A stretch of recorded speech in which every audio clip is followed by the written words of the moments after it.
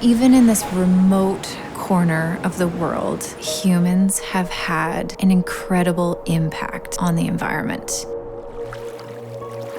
When a keystone species is on the brink of extinction, largely because of human activities, we need to sit up and start paying attention.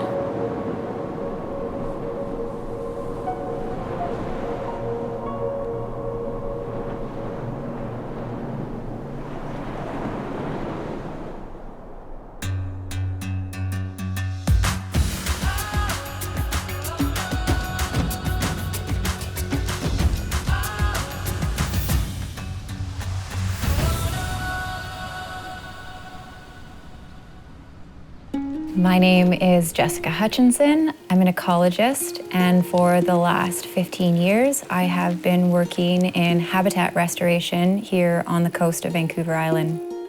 The one thing that probably connects everyone who lives in these communities is this love of nature. People are drawn to it because it is just this beautiful part of the world that is so rugged, so remote, and it's very unique. I moved to Tofino when I was doing my undergrad. I moved in the hopes of learning how to surf and getting some work experience, sort of find some direction in my career. I got a job working for a forest engineering company. My job basically involved laying out logging blocks, marking out the areas within a forest that are set to be cut. It is not an easy thing to decide which trees are going to live and which ones are going to be cut. It weighed on me. Ultimately, I just got tired of the guilt and wanted to do something that I could stand behind. I am still involved in the forest industry, but now my role is really repairing the damage that had been done decades before. We're planting western red cedar and Sitka spruce on the banks of the Atleo River.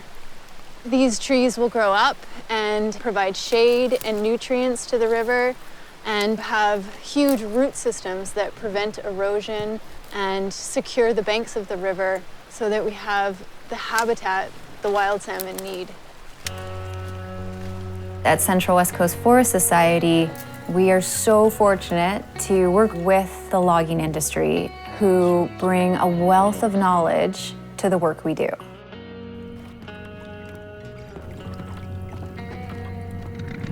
All right, we're gonna take off now. You get a different perspective of the scale of a logging from the air. You can see thousands of hectares of forests that have been logged decades ago and still have not recovered.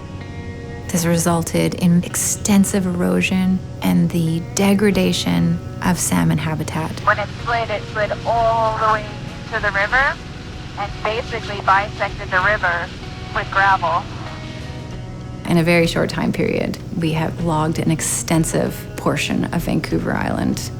And we're seeing that reflected in the staggering loss of salmon populations on the coast. Kyle and Simone and I will swim upriver. In this pool, we should see some chum, maybe a couple Chinook if we're lucky.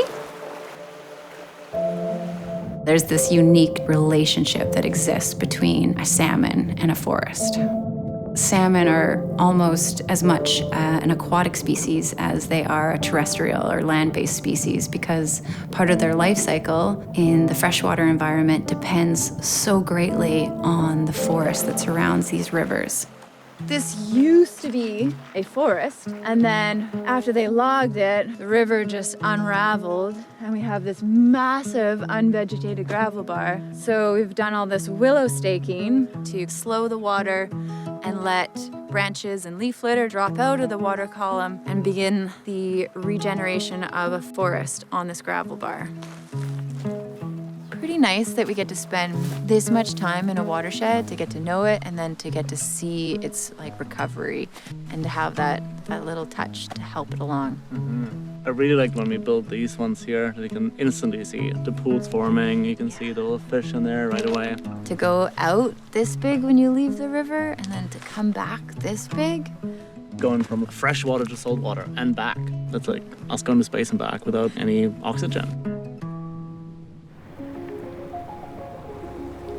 I've always roped my brother into restoration projects. He owns a boat, and that's a valuable asset on any restoration project. We have been doing restoration here for 5 years in the upper watershed, and we've been researching juvenile salmon populations in the estuary, where we are right now, for 5 years now. A successful restoration project is a visual indicator of the health of an ecosystem.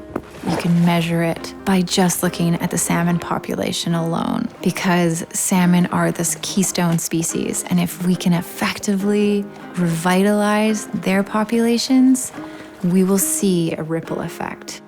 We got a salmon. I think we have a Chinook, and we are at 7.5.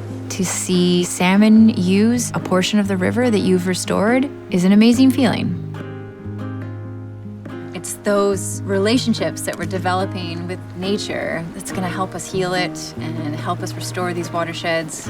The watersheds are what feeds our community. Yeah. The world needs people to think of another way to do things. Can we leave the world a better place than we found it? Yes, of course we can. But we need to make a conscious decision to do that. Immersing yourself in nature is like the first step.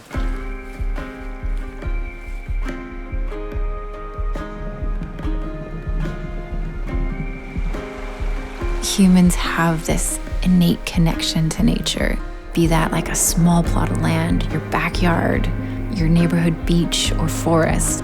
The more you develop that relationship and that connection to nature, the more value you'll see in the protection and restoration of nature. As soon as we take those steps, we'll be able to find ways to help ecosystems recover.